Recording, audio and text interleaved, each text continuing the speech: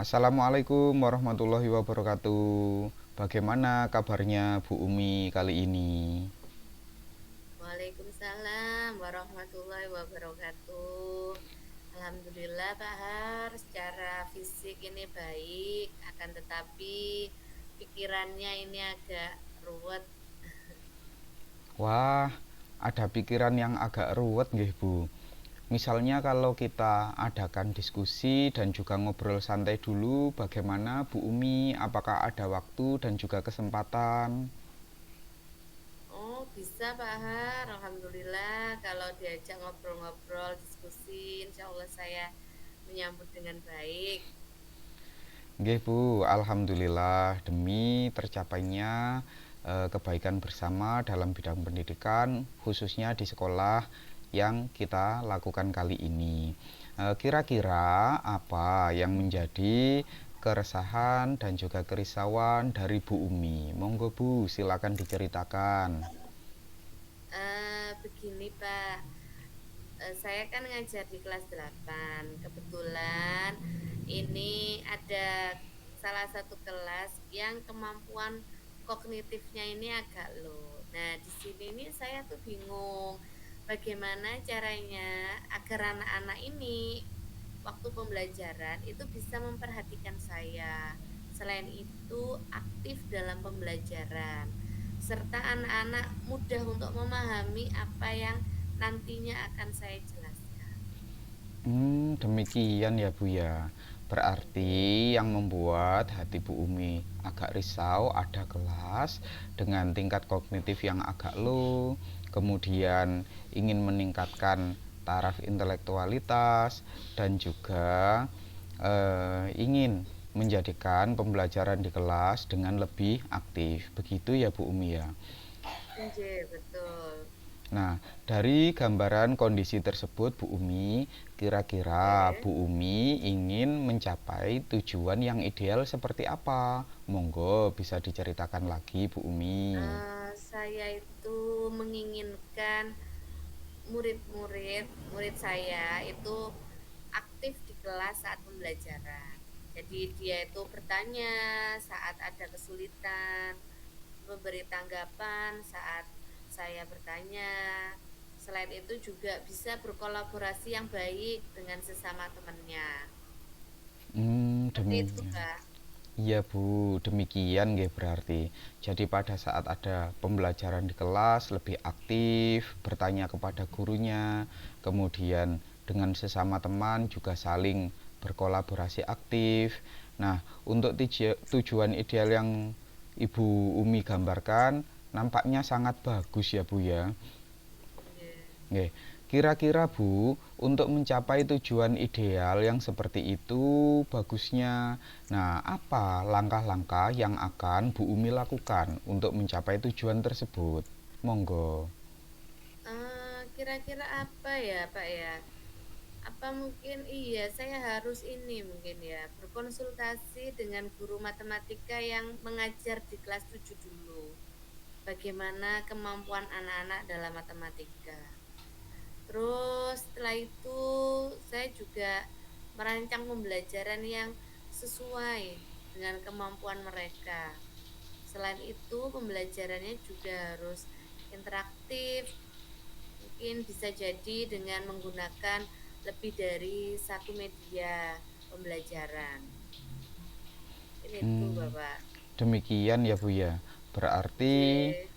langkah-langkah yang ingin Bu Umi lakukan ada yang mulai berkolaborasi dengan rekan sejawat, sesama guru mata pelajaran matematika, dan seterusnya itu tadi nggih Bu nggih.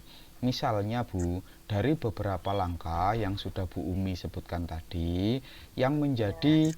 langkah prioritas yang ingin Bu Umi lakukan atau capai terlebih dahulu. Yang mana nggih Bu nggih? Prioritas saya ya ini mungkin ya merancang pembelajarannya. Merancang pembelajaran yang interaktif, eh, yang bisa merespon apa siswa agar dia itu aktif, bisa jadi menggunakan lebih dari satu media pembelajaran misalkan PPT, video, dan alat peraga. Mungkin itu Hmm. ya Pak ya. Nggih Bu, berarti demikian nggih Bu nggih. Untuk langkah Ya. prioritas yang paling Ibu dahulukan adalah merancang pembelajaran yang sangat menarik dan menyenangkan untuk dilaksanakan di dalam kelas tersebut ya Bu ya. Iya. Nah, selanjutnya adalah komitmen dari Bu Umi untuk menjaga dan juga mencapai dari tujuan ideal tersebut. Kira-kira apa saja ya Bu Umi ya? Monggo, silakan diceritakan.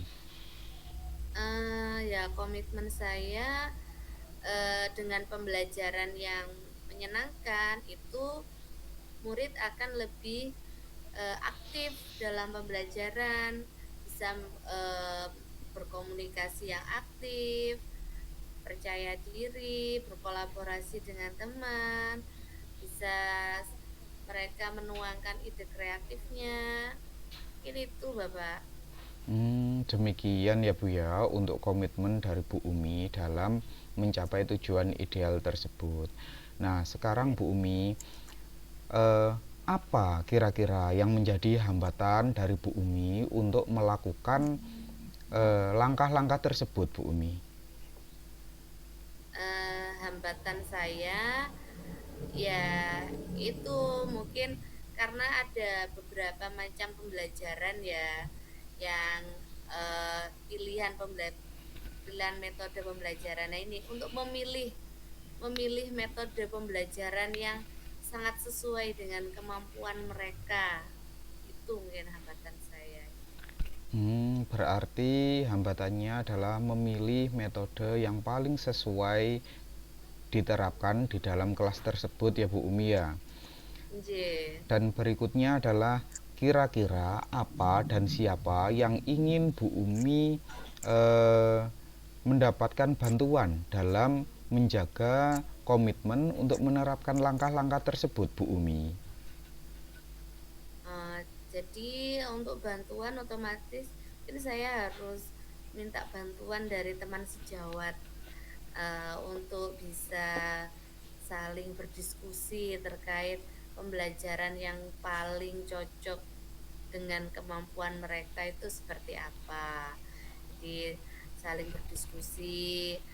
Terus yang kedua, mungkin saya juga butuh bantuan dari pihak sarana gitu terkait pengecekan LCD, soalnya nanti kita butuh untuk menayangkan PPT, video, terus mengecek juga alat peraga yang dibutuhkan.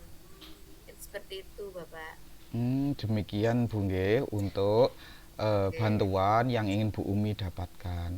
Nah, alhamdulillah Bu, mulai dari awal sampai akhir nampaknya gambaran dari cerita yang Bu Umi sampaikan sudah mendapatkan langkah dan juga solusi yang akan dilakukan.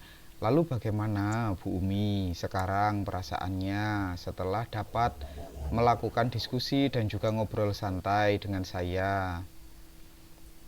Alhamdulillah Pak, ini pikiran saya sudah tidak ruwet lagi. Perasaan saya jauh lebih tenang ini, jadi saya bisa merencanakan dan juga nantinya akan saya terapkan apa yang sudah kita obrolkan tadi. Iya, Bu Umi. Nampaknya semuanya alhamdulillah sudah terselesaikan ya Bu Umi dan Oke. semakin cepat dilakukan langkah-langkah dan juga komitmen, insya Allah hasil yang baik juga akan segera dirasakan juga, nggih Bu Umi. Amin. Nggih. Untuk kali ini nampaknya cukup dulu Bu Umi. Mungkin bisa kita sambung di lain waktu dan juga kesempatan.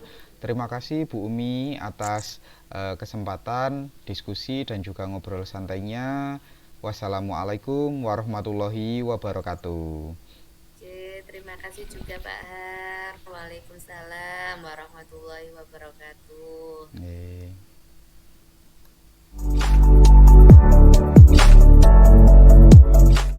Assalamualaikum Bu Eni, bagaimana kabarnya hari ini? Sehat? Waalaikumsalam Bu Umi. Alhamdulillah secara fisik saya sehat, tapi Ini pikiran dan perasaan saya sedang galau, Bu Umi. Bagaimana kalau kita ngobrol dulu, Bu? Barangkali saya bisa membantu mengatasi masalah Bu Eni. Wah, dengan senang hati, Bu Umi. Apa Bu Umi ada waktu? Kalau ada waktu, kita bisa coba, karena ada hal yang ingin saya sampaikan kepada Bu Umi. Ada, Bu, ada waktu. Tadi Bu Eni sempat menyampaikan kalau badan kurang sehat ya, tapi pikiran tidak. Mm-mm. Sebenarnya apa yang terjadi, Ibu? Begini Bu Umi, di sekolah itu kan ada kegiatan MPLS. Nah, saya diberi tugas sebagai narasumber dalam kegiatan itu. Nah, di sini saya galau Bu Umi, karena saya merasa ragu-ragu untuk menjadi narasumber karena harus memiliki kemampuan presentasi di depan anak-anak. Ini yang membuat saya jadinya risau Bu Umi. Hmm, iya. Dari gambaran kondisi yang Bu Eni sampaikan tadi, apa sih tujuan utama dari materi yang akan jenengan sampaikan waktu MPLS? Saya memiliki tujuan ketika menjadi narasumber mampu untuk menyampaikan materi tentang pengenalan lingkungan sekolah dengan cara yang mudah dipahami oleh anak-anak, kemudian tidak membosankan, kemudian mampu untuk menimbulkan rasa akrab di antara mereka karena kan mereka masih baru masuk sekolah, kan mereka juga berasal dari berbagai macam daerah yang ada di Indonesia. Begitu Bu Umi. Oh iya, itu bagus itu, Bu. Hmm, Eh, dengan menjadikan anak-anak bisa akrab, saling kenal gitu ya. iya. Dari tujuan utama itu, tujuan akhir yang Bu Eni inginkan apa? Nah, ini Bu Umi, saya itu ingin bisa menjadi narasumber yang percaya diri. Kemudian ketika presentasi membuat anak-anak itu bisa terkesan dan kemudian mendapatkan feedback yang positif dari mereka. Iya. Bagus itu. Kalau begitu, apa saja hambatan yang akan Bu Eni rasakan? Kalau saya pikir-pikir ya Bu Umi ya, kayaknya beberapa hambatan yang ada di depan saya itu adalah rasa gugup. Kemudian kayaknya saya juga jadi orang yang sering lupa ketika melakukan presentasi. Nah, ini saya khawatir memberikan kesan yang kurang menarik dan positif di hadapan anak-anak, sehingga saya merasa tertekan ini Bu Umi. Oh iya. Jadi Bu Eni merasa hambatannya merasa gugup begitu ya. Dari Iya, hambatan-hambatan tersebut, apa saja solusi untuk mengatasinya? saya sepertinya harus banyak berlatih Bu untuk menghilangkan rasa gugup saya ketika nanti presentasi. Nah, selain itu, sepertinya saya juga harus membuat perencanaan yang matang terkait dengan isi materi yang ingin saya sampaikan. Kemudian ini menyajikan materi dalam kemasan yang menarik. Mungkin saya bisa sajikan dalam bentuk tayangan PPT atau kemudian menayangkan video-video. Itu kayaknya Bu yang bisa menjadi solusi atas hambatan saya. Selain membuat PPT, kira-kira ada nggak solusi yang lainnya? Solusi yang lain, tadi kan saya ingin anak-anak itu supaya akrab ya. Oh, Iya. ini Bu Umi ya, kayaknya kalau nanti pas waktu saya presentasi, saya adakan sesi untuk mereka melakukan diskusi kelompok supaya saling mengenal. Mm-mm. Nah, atau mungkin juga bisa saya kasih ice breaking ya di sela-sela penyampaian materi agar mereka tidak bosan, kemudian suasana menjadi hidup dan mereka bisa berlatih fokus kembali untuk mengikuti materi MPLS yang saya sampaikan. Oke, berarti Bu Eni sudah mengetahui hambatan dan solusinya ya Bu Eni ya. Nah, Sepertinya sekarang begitu. apa rencana Bu Eni untuk mencapai tujuan dalam menyampaikan materi saat MPLS? Saya punya rencana. Yang pertama adalah saya akan menyusun materi sesuai dengan kebutuhan anak-anak. Kemudian yang kedua, saya akan berlatih terlebih dahulu secara mandiri. Mungkin saya bisa belajar tampil di depan cermin ya untuk mengetahui gimana sih mimik wajah saya ketika saya melakukan presentasi. Kemudian sepertinya saya juga butuh bantuan ini ya, apa ya Kak, seperti video-video tutorial bagaimana menyampaikan materi yang menarik, menjadi pembicara yang handal dari kanal-kanal YouTube, atau kemudian saya ini ya apa minta bantuan orang lain, saya anggap sebagai mentor untuk memberikan masukan ketika saya melihat mereka latihan presentasi. Oke. Dari beberapa rencana Bu Eni tadi ya, ada yang berlatih di depan cermin, belajar Mm-mm, tutorial gitu. mm-mm. Adakah prioritas yang Bu Eni miliki dalam rencana aksi itu?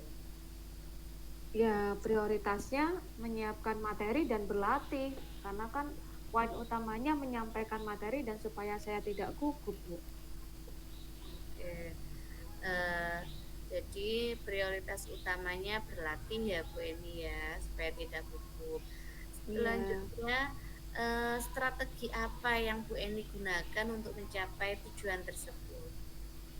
strateginya saya akan mencari referensi materi presentasi yang baik, kemudian mempersiapkan PPT yang menarik, mungkin bisa dengan bantuan desain di Canva, terus kemudian berlatih presentasi untuk fokus mengasah intonasi dan gerak tubuh saya.